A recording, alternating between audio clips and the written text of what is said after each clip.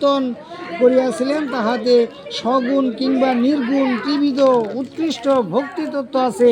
যে গীতায় ভক্তি এবং মুখ্য দ্বারা সংগঠিত অষ্টাদশ অধ্যায় স্বরূপ সুপান বিশিষ্ট প্রেম ভক্তিরূপ কর্মসমূহে ক্রমশ চিত্ত শুদ্ধি হয়, সাধু ব্যক্তি গীতারূপ সলিলে স্নান করিয়া সংসারের মলিনতা হইতে মুক্ত হন, কিন্তু শ্রদ্ধাহীনের পক্ষে উহা হস্তির স্নানের ন্যায় বৃথা হয়।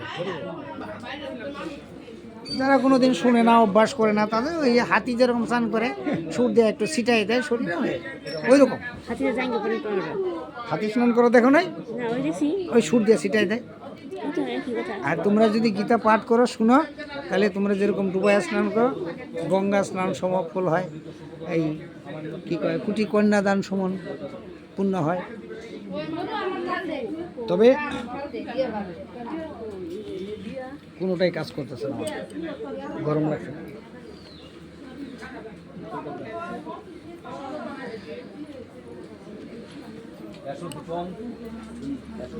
যে ব্যক্তি গীতা অধ্যয়ন কিংবা অধ্যাপনা করে নাই, সে মনুষ্যলোকে নিষ্ফল কর্মা হইয়া থাকেন। যে ব্যক্তি গীতা অবগত নহে, তার অপেক্ষা অধম এই জগতে আর কেহ নাই। তাহার জ্ঞান কুলশীল এবং মানব দেহকে ধিক। যে গীতা পাঠ করে না, শুনে না, তার এই মানব দেহটাই নিষ্ফল, মানে ধিক।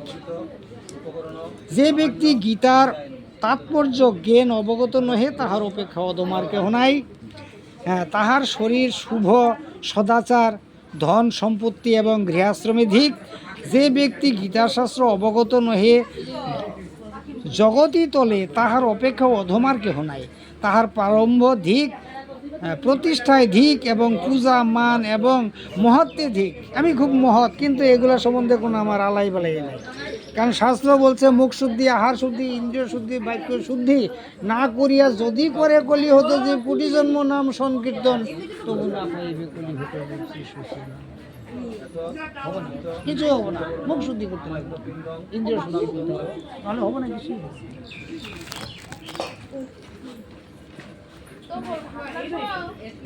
যে ব্যক্তি অর্থসহ গীতা পাঠ করে না, তদপেক্ষা অধম কেউ নাই। গীতায় যে জ্ঞান কীর্তিত হয় নাই, তাহা অসুর জ্ঞান। গীতা সুতরাং বিফল, ধর্মহীন ও বেদান্ত গর্হিত, এবং অতএব ধর্মময়ী গীতা সর্বজ্ঞান প্রদায় এবং সর্বশাস্ত্র সারভূতা, বিশেষত বিশুদ্ধ বলিয়া প্রশংসিত। যিনি বিষ্ণু পর্বদিনে হরিবাসরে গীতা পাঠ করেন, তিনি স্বপ্নে, জাগরণে, গমনে অথবা উপবেশনে শত্রু কর্তৃক পরাভূত হন না। যিনি শালগ্রাম শিলা সমীপে, দেবালয়ে, শিব মন্দিরে অথবা তীর্থে, নদীসমূহের তটে গীতা পাঠ করেন, তাহার নিশ্চিতই সৌভাগ্য লাভ হয়। দেবকীনন্দন শ্রীকৃষ্ণ গীতা পাঠে যেরূপ প্রসন্নতা লাভ করেন, বেদ অধ্যয়ন, দান, যজ্ঞ, তীর্থ পর্যটন এবং ব্রত প্রভৃতির দ্বারা সেরূপ হন না। যিনি ভক্তিপূর্ণ চিত্তে গীতা পাঠ করেন, তাহার বেদ পুরাণাদি শাস্ত্র সর্বতোভাবে অধীত হইয়া থাকে।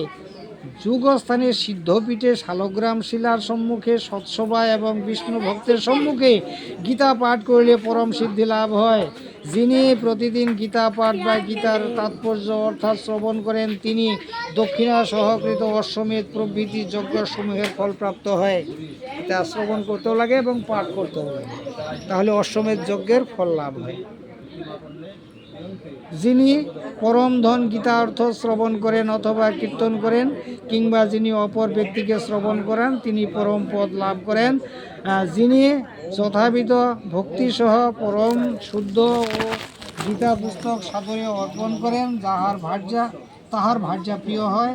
যিনি নিশ্চয়ই যশ, সৌভাগ্য, আরোগ্য লাভ করেন এবং ভার্যাগুণের প্রিয় হইয়া পরম সুখ প্রাপ্ত হন। যে গৃহে প্রতিনিয়ত গীতা অর্চনা হয়, যথা অবিচার সমদ্ভূত এবং